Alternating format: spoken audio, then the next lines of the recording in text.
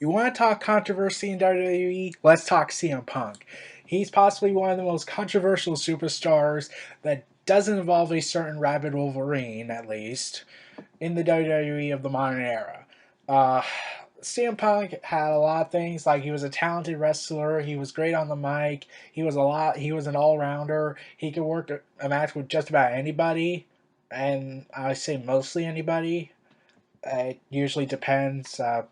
It's debatable about Ryback, considering what Punk talked about him in the podcast with Colt Cabana.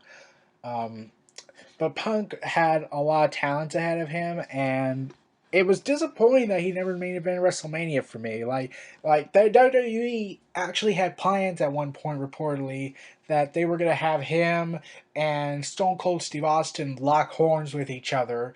But WWE waited too long to let that match, and well, I kind of gave up on Stone Cold ever returning to WWE afterwards when CM Punk left. And when I first saw him on the scene in ECW during a vignette where he said he was straight edge superstar, like I was like, okay, I'm very interested in how CM Punk is. Like he has a character that I can get behind. Like he's straight edge.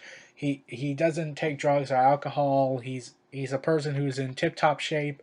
Like I could get behind this guy, and I got behind him. He was a good performer, and when you learn more about what was going on years later backstage, I was still a casual fan at that time when ECW was back, so I hadn't learned much about the old ECW until I rewatched the documentary of The Rise and Fall of ECW. So, yeah, compared that to the new ECW, it was a complete and abject failure. The only success even Paul Heyman says the ECW of the modern era was a failure, and said that the only success it got was CM Punk. So, yeah, that shows how special CM Punk was to ECW. And I really wondered, if CM Punk was pretty much the only success in ECW, I wonder how he would have fared in the old ECW. He probably would have done well. He could have been the ultimate heel, and he was the ultimate heel for a while. But if you were in ECW, the original, and did what CM Punk did, you would be victimized and hated. Like, ECW's fan base were rabid creatures, pretty much the creatures of the night. They could be very passionate and very brutal with their opinions. And well, if CM Punk was there, he would be the most hated guy in the business. He would be the most hated wrestler in ECW, and that would have said something. But CM Punk had and then there's the 434-day reign. It had a lot of memorable moments, but it just felt like something was missing there. Like he turned heel, became the most despised man in WWE, and he wanted to work. And he was told he's going to work with The Rock, and The Rock wanted to fight a bad guy, or Vince McMahon said that we need a bad guy to fight The Rock. It can't be face versus face. We have that for John Cena. So Punk was the WWE champion. So yeah, turn him heel. And while it can be debated about that, if that was the right choice or not, um, but yeah, um, and I'm going to talk about a lot about the Colt Cabana podcast that he did with CM Punk back in November. So expect to mention that. So, anyways, Punk had like a series of broken promises, a series of deceit, lies, and ruined reality. Like the signs were starting to paint. When you look at it now, the signs were painting when at Night of Champions, Triple H won the match, and Punk said in the interview that he seriously resented Triple H for not putting him over that many years ago when he should have. And I gotta be honest, when I look at that match, I just think it's a guilty pleasure because I'm a huge fan of Punk. I'm a huge fan of Triple H. I really enjoyed the match. I just think that they had too many subplots at the time to really capitalize. Like I really thought they had too many subplots going on. So yeah, it just had way too many subplots, like the whole conspiracy angle, Awesome Truth, Kevin Nash, like too many subplots. And then I thought we wouldn't get another match like that. Thank God, hopefully, until John Cena versus Seth Rollins in a tables match. And whereas someone can make the argument Triple H and CM Punk had too many subplots going on at the time, WWE's John Cena versus Seth Rollins tables match was just John Cena throwing his ego around because nothing made sense at that time. So, yeah, this was pretty much Seth Rollins' CM Punk Triple H match. Anyways, Punk, about 3 days after he had won the WWE title for the second time, uh, well, was it third time? Like, people can make the argument there. But, CM Punk was saying, I'm going to walk out since I'm not re signing that summer. I'm done. And you know what? My contract's up. I fulfilled my obligations. You have fulfilled your obligations to me, and you let me slip through your fingers pretty much. And the one thing he always disgruntled about was the WrestleMania headline. Like, he always wanted to headline WrestleMania, but he never got a chance to. And to be honest, I was I can understand to an extent, but I really think the one thing that people should mostly focus on is stealing the show at WrestleMania. Like, that's always been my mindset. I don't care if I main event the show. Like, it's an honor, but like, I would prefer to be the bit match everyone's talking about, the match that stole the show. That's the match I want to talk about because it usually depends on how the match is. So, who was really talking about The Rock versus John Cena at WrestleMania 29? No one. Everyone was talking about CM Punk versus The Undertaker. That match stole the show and showed Undertaker can still go at it even at his age. And so I really thought, yeah, that's the mentality WWE should go with, and Punk should have went with. And okay, so CM Punk had various surgery issues, like injuries and whatnot, and yeah, CM Punk talked about it on the podcast, the infamous podcast, where he said that he had a staph infection according to an independent doctor, whereas the other doctor in WWE told him that you just have a fatty deposit or something like that, or a big bump on the back that was a staph infection, but really was a fatty deposit. And I was thinking, okay, WWE has a very talented medical team. How could they have not known this? Punk even said that they told him, "Oh, you don't have any concussion issues," and yet Punk's saying, "Yes, I do. I have a freaking concussion. I took your tests. I took your tests. I have a concussion. Please, for God's sakes, just not clear me for tonight." And WWE said, "No, we're not clearing you." Well, yes, you're cleared. The impact test says you passed, and Punk says, "No, I didn't."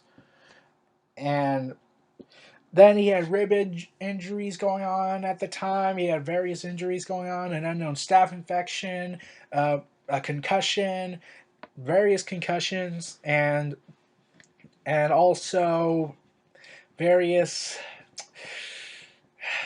rib injuries. And WWE was all like, okay, how do we prepare this? Okay, CM Punk's injured. Roman Reigns, can you spear Punk in the ribs? Okay, spear Punk in the ribs. And then there's the match with Brock Lesnar. The original plan, from what I gathered, was that Punk was supposed to defeat Brock Lesnar, and Punk was all for it. And then WWE said, halfway into the week before SummerSlam, said that, you know what, we're changing plans. We need Brock Lesnar to look strong and powerful and get ready for his fight with The Undertaker at WrestleMania 30. And here's my one question. Couldn't you have done a different way to go about this? Have, Brock Lesnar nearly beat Punk within an inch of his own life, pretty much, and in storyline terms, and then Punk wins by a fluke or barely survives.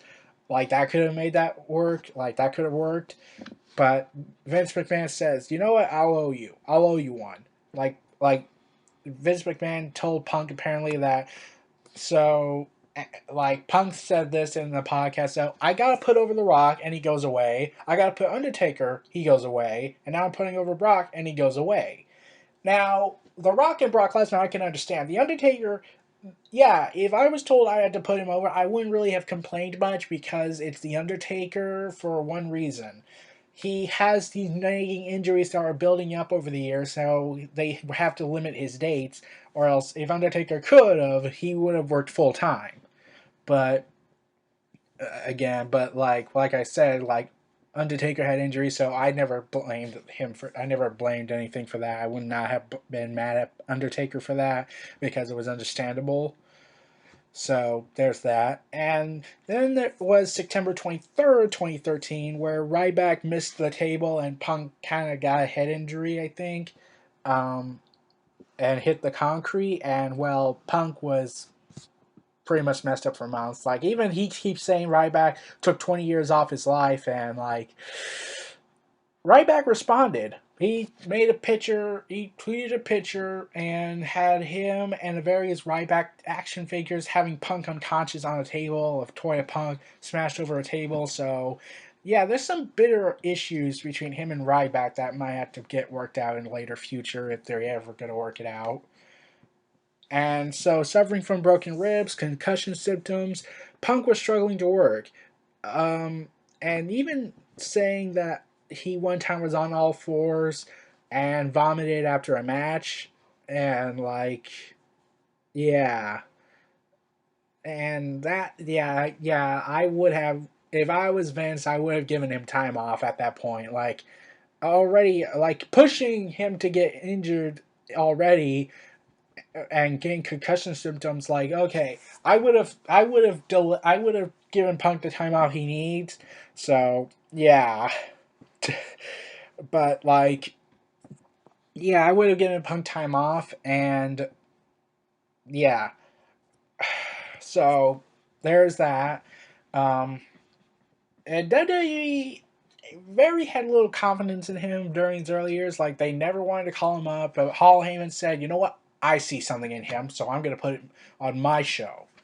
So Paul Heyman can be attributed to Punk's rise and kind of backstage issues he would get. So then came 2014, and there were all these reports coming in saying, okay, Punk's going to work with Triple H. He's not going to main event WrestleMania, even though Vince promised him. He's not going to main event that. So let's do this. He's going to fight Triple H again, and that's pretty much it. And Punk said, you know what? Fuck it. Like, I was screwed out of the Royal Rumble. I was screwed out of my promises. And I'm forced to work with Triple H again after he didn't put me over the last time. You know what? Fuck it. I'm done. Like, he had numerous injuries, and he reportedly told Triple H and Vince McMahon were told by CM Punk apparently in a closed door meeting, saying, "You shackled me, you have creatively stifled me, you have made this a very toxic environment. I no longer want to be here." And considering all the issues that were going on, I kind of understood Punk's reasoning for leaving. And this video is now talking about more about Punk's departure than anything else, than about his talents. So I might talk about another video about Punk afterwards. So there's that.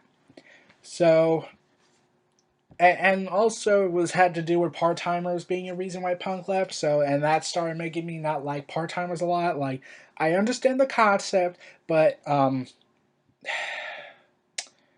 yeah, I would have done something different. I would have done something different. But here's what I took notice of in the podcast. This is where things got interesting for me. Punk said WWE suspended him after he walked out. Vince McMahon, however, said he was taking a sabbatical. He was taking a leave to his investors. I'm not an expert on law whatsoever, but I'm pretty certain lying to investors is heavily illegal.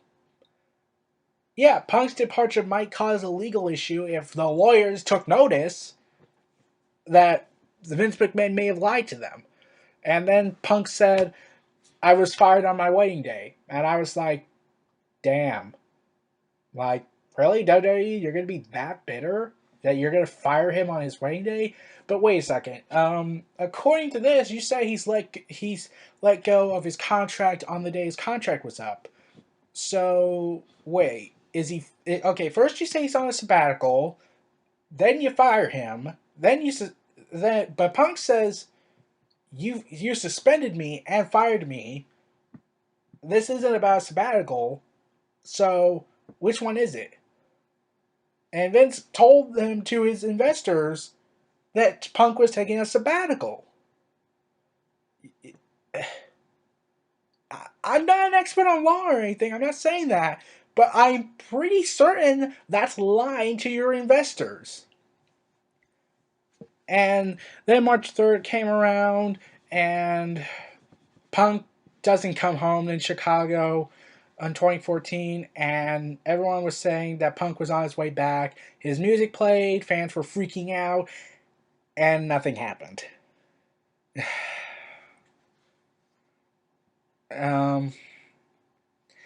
Yeah. That's pretty much where I started losing faith that WWE and Punk were no longer on good terms. Like at the time when Punk left, I was in denial of everything. Like I was very in denial. So yeah, I kind of hoped it was an angle they were working with. Like Punk at the time was working with the Authority, so maybe he's on protest pretty much. Though considering how they were doing it, considering how Punk didn't really speak much or go on Twitter, it was hard to really say if this was an angle.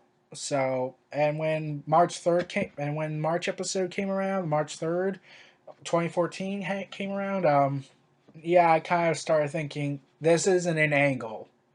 Yeah, I was that in denial for 2 months. This isn't an angle. Punk's really gone. And then I heard a story about a month prior that on WWE main event, AJ Lee was set to defend her title against, I kind of forgot who, was it Natalia or something? That WWE was so bitter against Punk that they were going to punish AJ Lee. Are you that fucking bitter? No. Seriously answer me, WWE. Are you this fucking bitter that you're going to take it out on Punk's girlfriend at the time? Who's now his wife, and you fire him on his wedding day. Like, okay, I get it. You're mad, but you shouldn't really do this. That only makes Punk look like he's in the right and you're in the wrong. So doing all this makes it look like you're the bad guy. And then like afterwards, Punk had pretty much cut off all communications with WWE.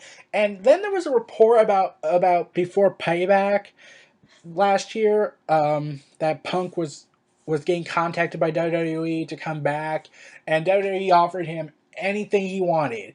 He was pretty much given a blank contract saying, list out everything you want. You want the WWE Championship? You got it. You want a main event WrestleMania? You got it. Next year? You got it. You want to work with... In fact, we'll even give you Stone Cold Steve Austin. And that was actually a plan, apparently, but I'll get to that when I get to that. And like they had all this stuff being thrown at him, and Punk said no. Punk reportedly said no. I gotta be honest, Punk earned my respect. Like Punk really earned my respect when I heard this report. Like if I was in Punk's position and I was told I was going to be given everything I want, I have a hard time believing I would have said no. I would highly doubt I would not have said no. I would have said yes to that deal. That would have been a lifetime deal offer. I could have gotten as much money as possible. I would have given everything I wanted. I have a hard time believing if I have a hard time to this day saying, would I really say no to such an offer? Huh. Like this is like I even talked to some of my friends about it. Even they said they would have taken the offer. And Punk didn't. So, yeah, I had to give Punk my respect for that. So, Punk afterwards, on July 14th, when his contract was up, though according to him, he was fired, but according to WWE, he was on a sabbatical, but according to him, he was suspended. Yeah, do you not see the circle I'm doing here? Like, yeah, this is definitely you're threatening lawsuits by your investors by lying to them. Okay, so Punk made a tweet on the day his contract was up saying this: "No, thank you. Thanks for all the help and support through the years. Health and happiness above all. Don't ever take any shit from anybody." And he was clearly referencing WWE, and and a lot of people backstage was mad at management. Like, Punk was their pretty much their leader backstage. Like, considering what goes on in WWE's backstage politics, you have Vince McMahon losing his mind. You have Triple H trying to control the situation and still having a bit of an ego, though now he's putting people over more and more and showing more interest in the younger talent. But beforehand, everything was pretty ugly at backstage at the time when Punk left. Like, Punk was their guy. He was their leader. Like, you really think John Cena's their leader? No. Or else John Cena would have been humble like Bryan. And Bryan wasn't their leader backstage because he was humble about his work. So he wasn't really the defiant one backstage. So there's that. And then everything just started getting worse and worse with Punk. Like in July 21st, 2014, um, Punk looked in an interview. Punk said, "I would never ever return to the ring." Yeah, I have doubts about that. Like, I believe Punk's going to one day return. I don't know if it's going to be in the ring, but I have one example of how I know Punk will return. The Ultimate Warrior, rest in peace, by the way. The Ultimate Warrior said the same thing. I would never ever return to the WWE. What happened in 2014? He returned to the WWE. And he was on good terms with everybody. He worked out his issues. He and sadly passed away. And it was kind of euphoric. It was kind of very ominous and euphoric promo he delivered where yeah, I would yeah, that was a very awkward. That was a very odd day for me when I heard that promo, considering what happened to Warrior the next day. So, so there's like legal issues. Punk wants attorneys to send WWE a lengthy letter about video game royalties when they decide to use his career as 2K showcase mode. Um, like, and apparently Punk got everything he wanted and then some. So there's that. So then, like, months after he is gone, it's September 29th, uh, Stephanie McMahon hates CM Punk reportedly. And considering what happened at Payback during Bryan's either choosing Brie Bella over the WWE title angle they were doing, Stephanie McMahon says, "They want you to quit just like CM Punk did." And yeah, and fans were pissed off at that. Like, I just thought, she said it. She said it. She's not supposed to address people that don't exist according to WWE management. I was like that, and I kept saying jokes, saying WWE doesn't acknowledge the past wrestlers when they erase them from history. This is Voldemort, pretty much. You're treating Punk like Voldemort and Chris Benoit. Even though Punk didn't do anything wrong, he just walked out. I'm gonna compare Chris Benoit, then yeah, Punk's in the but Punk. What Punk did is nothing compared to what Chris Benoit did. So September 29th comes around in 2014, and they're in Chicago again. The fans are screaming for Punk again, and Stephanie McMahon, who hates CM Punk, as I said, says this: "Why do you people cheer for quitters?" And the chants died down. I gotta give WWE credit that they're able to silence the CM Punk chants by a heavy extent. So I gotta give WWE credit that they managed to extinguish some of the fire of Punk's departure. But then I started seeing more reports, and this only would be the catalyst of a lot of things I've heard. From this, I thought this was the catalyst of everything. The WWE wanted to start removing people's signs of supporting Punk. Like, people were having "Thank you, Punk." Like, even in Chicago, and everyone was saying the same thing. They're giving their thanks to a guy who put his body on the line and nearly killed himself for our entertainment. And you don't want us to give thanks? Fuck you, WWE. So, that. Then November 26th comes around, and I've been talking about it all video. The podcast. And it told us of a disturbing story, the issues with Ryback, the issues with Triple H, the McMahon family, and the WWE medical staff, and his reasons for leaving. And I said this on Bleacher Report that Punk's tale is. Hold on, let me find it. It's been a while. This is what I said. And Punk's swan song tale is filled with broken promises, deceits, lies, hardships, struggles, and a grim reality. And at the end, Punk is finding the peace he deserves, which I'll get to in a moment. Punk, about a week after the podcast incident, revealed that I'm going to UFC. And this is what I said when I saw this article talking about reconstructing Punk's timeline. Yeah, this is the basis of the article pretty much. Of the video pretty much. We're talking about Punk's departure. But this is what I said. Punk's swan song tale is filled with broken promises, deceit, lies, hardship, struggles, grim reality, and at the end, Punk is finding the peace he deserves. And from what I gathered about CM Punk over the last few months after the podcast incident, was that he's working on a Marvel comic. Ironically, it's about the Guardians of the Galaxy's Drax, who was played by Batista in the movie. Awkward. Though I did say this, though I would argue going to UFC is a death sentence with all these injuries that Punk has. And just recently, a few months ago, Punk recently broke a leg or something like that, got another injury right before his big UFC debut, so they had to delay it to 2016 this summer. But, yeah. And I also said, I'm sure he may surprise us how he does in the octagon, but his health is more important. That's always what I said. This is the same thing I gave with Daniel Bryan. No matter how much you want to return to the ring, no matter how much you want to put your body on the line for our entertainment, your health is more important at the end of the day. That was always my opinion. So if they don't want to come back and wrestle,